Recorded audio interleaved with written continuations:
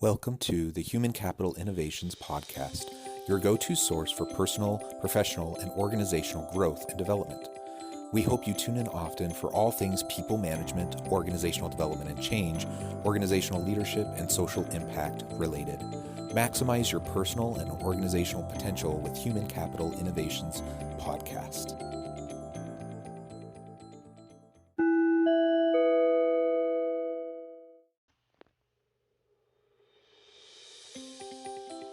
Welcome to the Human Capital Innovations Podcast.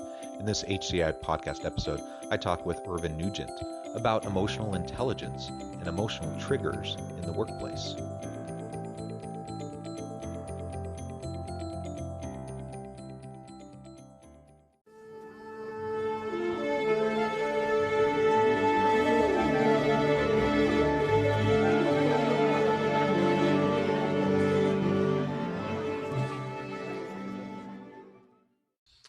Irvine Nugent, welcome to the Human Capital Innovations Podcast.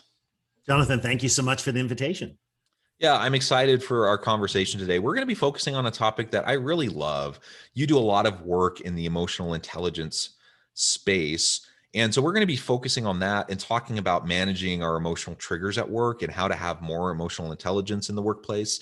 As we get started, I just wanted to share Irvine's bio with everybody. Irvine Nugent possesses 15 plus years in senior leadership roles in organizations of various sizes, stages of growth, and different sectors. He understands challenging business environments and has worked extensively with executive leaders and emerging leaders, helping them reach the next level. Irvine specializes in helping leaders expand their emotional and nonverbal intelligence so that they are better able to connect, influence, and assess credibility.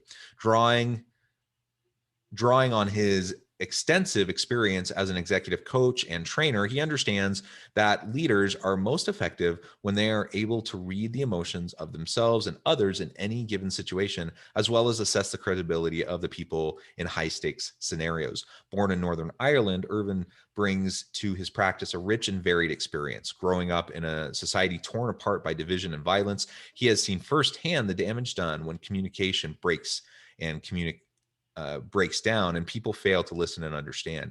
He is passionate about empowering leaders with the tools to build trust, make deeper connections, and communicate more effectively. Dr. Nugent is honored to be the only certified Paul Ekman International Trainer in the USA and offers a wide range of workshops in the areas of emotional intelligence, nonverbal communication, executive presence, and lie detection, which are based on the practical application of scientific research. He's a graduate of the executive coaching program from Georgetown University and is an ICF certified professional certification coach and an ATD credentialed master trainer. He is the author of the book, Leadership Lessons from the Pub.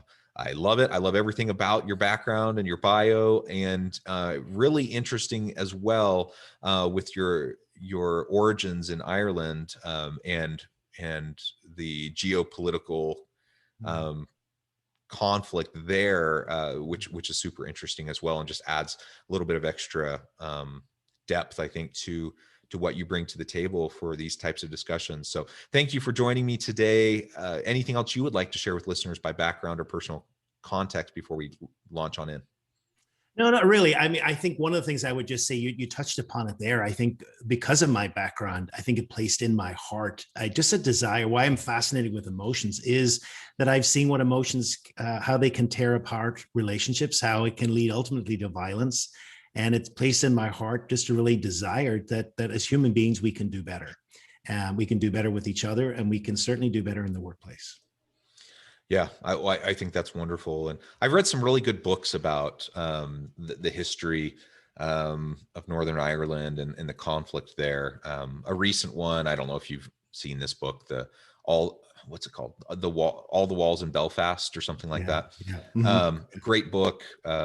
Anyways, it's a wonderful thing to explore for anyone listening who may not be terribly familiar with the background, the history there. Well, Irvine, again, as we start with talking about this topic of emotional intelligence, while I think most listeners at least have heard that term and they kind of loosely understand what it means. It's part of the common vernacular, I think, in businesses today. Yet I still think a lot of people have some confusion about what emotional intelligence actually is, as opposed to just throwing out the term. So maybe we can start there. Start by describing and explaining for us a little bit what it actually is, what it means, why it's important in the workplace, and then we can go from there. Yeah, great question. And actually, there is confusion because it's a catch-all term. It's not. It's often compared to IQ, but IQ is a very precise term. Emotional intelligence tends to encompass a lot. The way I like to explain it is a person who has got high emotional intelligence is able to do four things very well. One, they're able to be very self-reflective and self-aware. They know what's happening in themselves any given moment, what emotions they're having, their triggers. Then they have a set of tools to manage those emotions. That's the self-regulation. The third part is they're able to read other people, pick up the signs of other people, have empathy to make connections to other people. And then finally, they put that all together and being able to manage relationships to have the best possible outcome depending on the situation. And just looking at all of that, it's critical in the workplace because, the workplace is revolved around human relationships. And to the extent that we are able to manage those relationships, is a make or break for leadership and managers and how they bring people around them and how they motivate people and really successful outcomes. You described that really well, in really practical way. I think that we can observe both within ourselves and those around us in our teams, and we can think about our effectiveness in self-monitoring, our emotional intelligence and the emotional triggers that we have. If we're aware of them, then we can manage them a little bit better. We can cope perhaps a little bit better. And like you mentioned a few minutes ago, ultimately, I think emotional intelligence is one of the keys to effective, sustainable, and thoughtful relationships. And leadership is all about relationships. It's about influence, and influence happens through relationships. It happens through building trust with people. And I've said this before on the podcast, I'll say it again. Some of the dumbest people I know are the most brilliant people. Really high, crazy high IQs, genius individuals. Their emotional intelligence is really low though. And so in practicality, their ability to get things done, their ability to accomplish stuff and to work with people in teams collaboratively in organizations is really low. And so it's a problem. Like we need, of course, we want competent, capable people who are intelligent.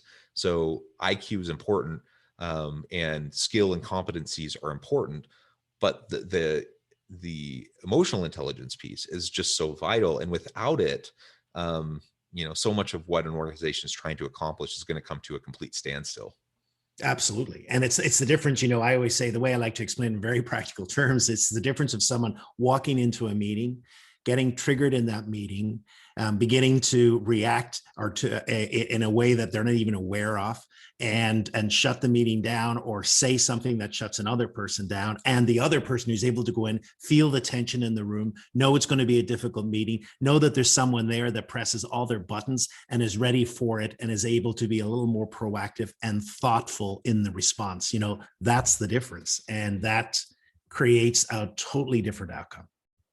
Yeah. And as you were describing that, I was thinking of just a couple of weeks ago, a personal failing I had in a meeting. And it was exactly like you were describing. I knew going into the meeting that there's a particular individual who could push my buttons. Yeah. And I knew what I needed to do. I knew that it would be a problem if I gave into that, right? And gave them what they wanted. And I did really well for like 90% of the meeting. And I just got worn down. And by the end, I ended up saying something I shouldn't have said, which is exactly what they were trying to get me to do. And, it derailed the meeting, right? And then all of a sudden, then I have to do damage control instead of actually being productive and really trying to accomplish what we wanted to do. And that's what we're dealing with in organizations. Now, in this case, there really was someone, I think, who was purposely trying to Yeah. push my buttons. That doesn't always happen, right? Yeah. No. And most of the time it doesn't. Most of the time people are doing the best they can, and inadvertently they don't even realize they're pushing your buttons. In this case, I think that was actually happening, but I still should have known better, and I still should have been able to monitor better and control myself a little bit better. That said, we find ourselves in those situations all the time, and people will say things without even knowing that they're triggering us. Absolutely. Yet the trigger happens. We feel the emotion. The emotion is real. Whether our perception of the reality around us is completely accurate or not, it doesn't really matter, because we're feeling the emotion. So then the question is, what are we doing with it? Absolutely. Yeah. There's a term I like to use, Jonathan. It's that we have a fingerprint, and we know that our fingerprints are unique. We also have a trigger print, and everyone's trigger print is unique. Some of it is the same, depending on evolution to some things, but most of it's through our experience. It's through growing up, etc. And we have no idea of what another person's trigger print is. And we can have this throwaway comment. We can say something sarcastic, and all of a sudden, without us even knowing, this person is in a spiral downwards, and we've either shut them down or we've made them aggressive, etc. So, the ability to first of all be aware that that's happening to us in the moment, but then also just from the other perspective of sometimes we're kind of mystified as where is that coming from? Like what's that? That's a very heavy or energetic response, and I'm not sure why that happened. And often it's there. It's like, oh, so something I said, and maybe it may not be the direct result or intention, but that's what it's caused. Yeah, and I think that's why we just need to be generous with each other and quick to forgive, generous with our assumptions and our interpretations, and quick to seek forgiveness, right? And to apologize. Yeah. It always blows my mind when I see leaders who, there's definitely a mentality amongst some leaders that they can't admit fault, that they can't apologize. Yeah. And I don't get that. I understand that if I apologize to somebody, that there are people that might try to use that and exploit that perceived weakness in some way. That can happen, but the vast majority of people are going to very much appreciate your authentic caring, your authentic contrition, and your desire. Like most people don't expect perfection. They don't expect you to do everything right. They understand that things are going to happen. You're going to mess up. Everyone has setbacks and mistakes, and everyone has to iterate and learn and grow. The question is, can we provide the space for that to happen for ourselves, for our team? And that takes a high level of emotional intelligence to be able to do that, and to feel confident and secure enough in yourself and in your people so that there can be a psychologically safe space to have those kind of conversations, to be vulnerable with each other, without someone feeling like they're going to be retaliated against, or have their perceived weakness exploited in some way. Absolutely. And even more so that the leader sets the tone, because what we know clearly from research is when a leader sets the tone, it sows an emotional contagion around the room and around the organization. And if a leader is defensive, if a leader is shutting down conversations because they feel attacked, that's going to feed and ripple throughout the whole organization. And if a leader, like you say, can be a little more magnanimous, can apologize, can be open, can be vulnerable. And by vulnerable, we're not even talking about your deepest, darkest secrets. We're just talking about the reality is, look, I got that wrong, or I need help. I mean, that's one of the most vulnerable statements you can say in the modern workplace, because people feel if they say that something's wrong, they may get fired or something, as simple as that.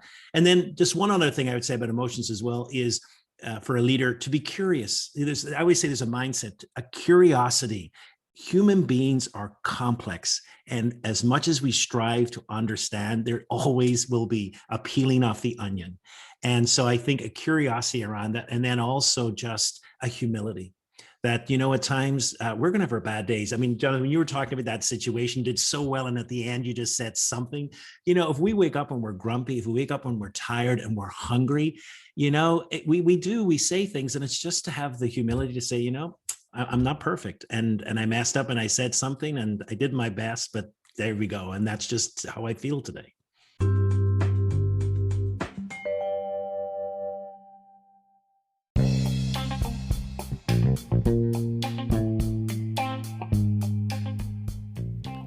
I'm excited to announce the publication of my new book from HCI Press, The Alchemy of Truly Remarkable Leadership: Ordinary, Everyday Actions That Produce Extraordinary Results. Consider how the nature of work has shifted over the past 50 years.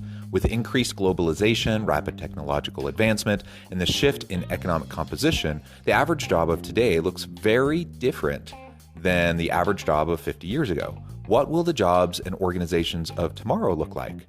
Moreover, what does this all mean for organizational leaders?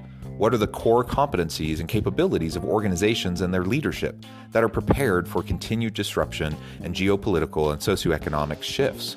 Regardless of what the future holds, increasingly, leaders need to be socially minded, data-driven, decisive, champions of talent, and disruptors of the traditional notions of leadership, teams, organizations, and work. The Alchemy of Truly Remarkable Leadership will help you to explore your own leadership competencies and capabilities and consider ways to apply and implement them into your workplace and personal life.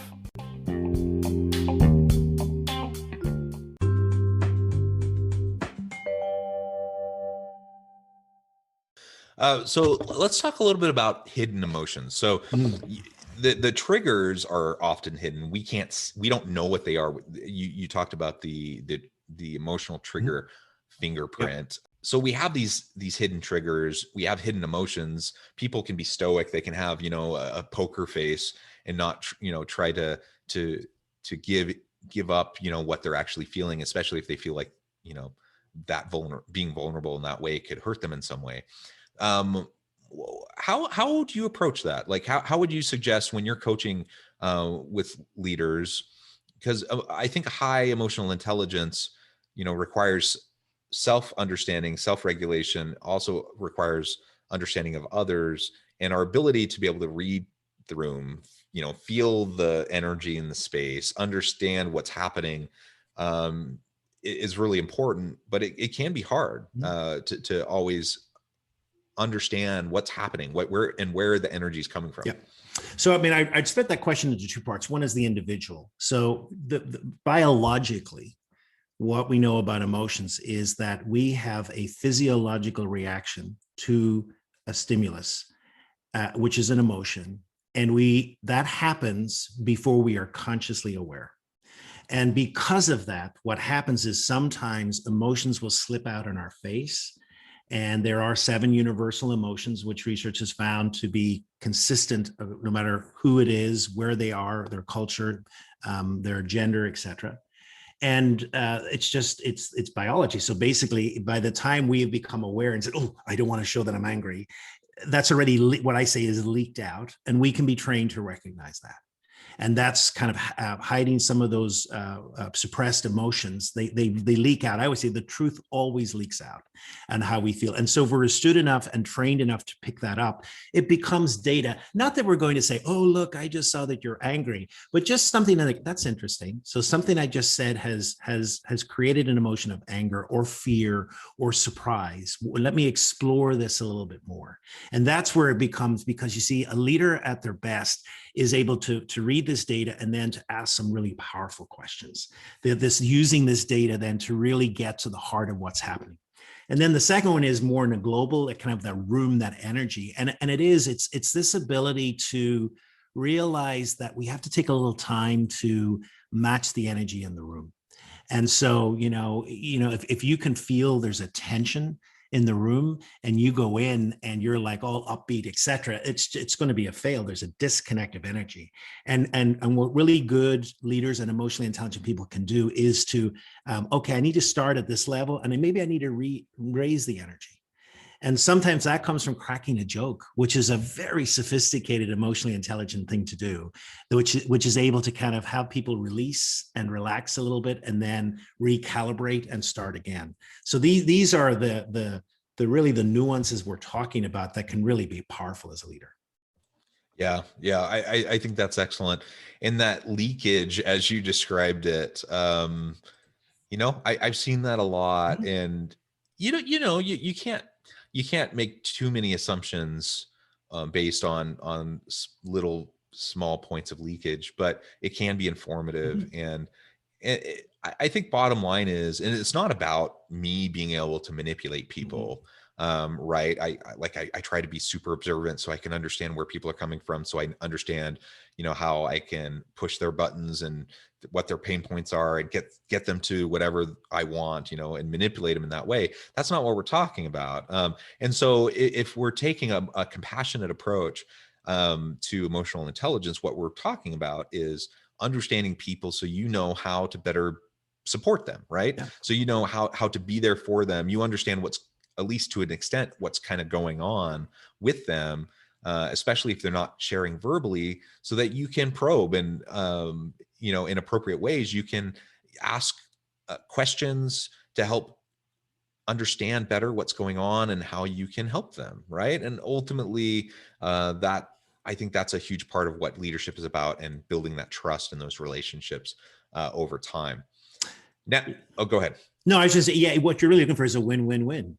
So basically Yeah, you're able to read them, you're able to use yourself, and then also for the organization, cut through so much of the delay which happens when we miss these important data sets, which can be so informative. yeah, yeah. So something else I wanted to talk about briefly, your book, Leadership Lessons from the Pub. I'm intrigued Mm. by that. I haven't had a chance to read your book yet, but tell us a little bit more about the premise of the book and why you feel like um, the pub is important to leadership. Like, what's the core principle there that's important for us to take away? Yeah, so I grew up in a pub in Northern Ireland. That's where I grew up. I lived above it. And as I went through many years of coaching, a constant refrain from leaders was engagement. People are leaving. There's something happening. People just don't belong. And the more I thought about it, the more I thought, here's this institution which has hundreds of years and people voluntarily go there. They create a special type of community where people feel that they don't have to be perfect people. They go with what I say their warts, and people are happy discussing failures. And so there's psychological safety there, things that we now know are critical for the workplace, where people really want to belong. And so for me, then this was a powerful place to observe. And then also, what's the dynamics that's happening here, and what are some of the lessons for leadership? Yeah, and so, well, I think that's a really interesting take on the history of pubs. Um, and so, what are some of those lessons for leadership? Obviously, the psychological safety piece, that people can be their authentic self. They can be their whole self Yeah. when they go to the pub. Hopefully, they can Yeah. do that in the workplace. What are Yeah. some of those other pieces that you detail out in your book? Yeah. So just from the very point, the critical role of the owner or the barman or barwoman, that they set the tone and that tone permeates. So again, leaders do that, and that we know the power of emotional contagion and how our emotions spread through.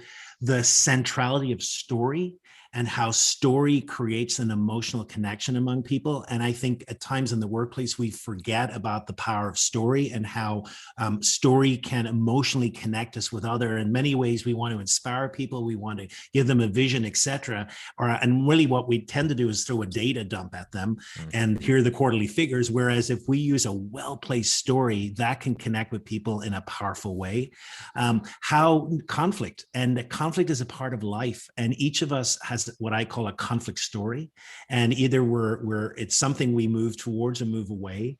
And yet in life, we have to know that story, and then we have to be able to nuance in that. In a pub, their arguments are there, and people have to learn to be able to agree to disagree, and therefore to be friendly after that. So they're just some of the ones that pop out to me. Yeah, yeah. Well, that's excellent. And certainly, I would love to always be in a workplace where we're like family. That doesn't mean we have to spend all of our time together. That doesn't mean we have to tell everyone every last little secret of our lives, but where we feel genuinely safe with each other. We feel that we can be vulnerable, that we genuinely care for each other, that we can be supportive of each other, and that we can do great things together. And I think that's the kind of dynamic workplace environment that people talk about, that they want, yet so often we find ourselves in toxic work environments, in unhealthy work environments, psychologically unsafe work environments, and perhaps we feel like, we can't do any better, or that there's nothing we can do about it. And I think there is something we can do about it. We as leaders, anyone listening to this episode, we can choose how we're going to set the tone for our people. We can decide what we're going to model for our people. And even if we can't influence the broader organizational culture, we absolutely can influence, within our little sphere of influence, we can influence our team in our area, and we can create a really dynamic, healthy, safe culture there, just like the pub owner would in a pub. I think that's wonderful. Yeah, and I agree with you wholeheartedly, Jonathan. Very often I'll get the refrain back. People think, well, we have to change everything. We have to change the whole organization, and nothing can change because my boss doesn't get it. And I always say, well, okay, that's a reality that we can't change, but what can you change? So often we go to things that we are powerless over, and yet there is so much, especially with emotions, that we can change and that we have influence over. And it's amazing, when we use that, how we can actually change the circle that we're part of. Yeah, beautiful. Well, Irvine, it has been a real pleasure talking with you. The time has flown by. We're just about out of time. But before we close, I wanted to give you a chance to share with listeners how they can get connected with you, find out more about your book, where to find it, and find out more about your organization. And then give us the last word on the topic for today. Yeah, sure. So simply my name, you can go type it in. It's my website, irvinenugent.com. I also create a free YouTube educational video every week, every Wednesday. So you can find me on YouTube as well. And all the information on the book and the training is part of that. And LinkedIn, finally just reach out and link in with me. And I would be delighted to begin a new conversation. And I think my last thought for the day would be, as human beings, every day we get an invitation. And so often it is an invitation to build a bridge or a wall. And the more bridges that we can build, the better we'll be in our lives, in our home lives, and in our work lives. Well said. Well said. Thank you, Irvine. It's been a real pleasure. I encourage listeners to reach out, get connected, find out more about what he can do for you. Check out his book. And as always, I hope everyone can stay healthy and safe, that you can find meaning and purpose at work each and every day. And I hope you all have a great week.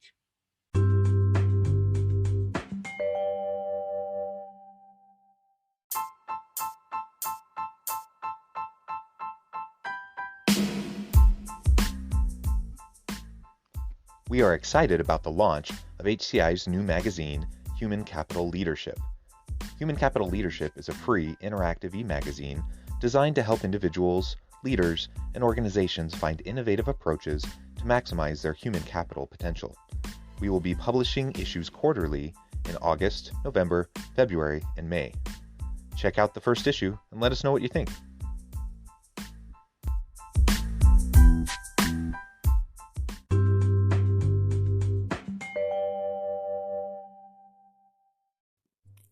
Thanks again for joining us for this episode of the Human Capital Innovations Podcast. I hope you stay healthy and safe and that you have a great week.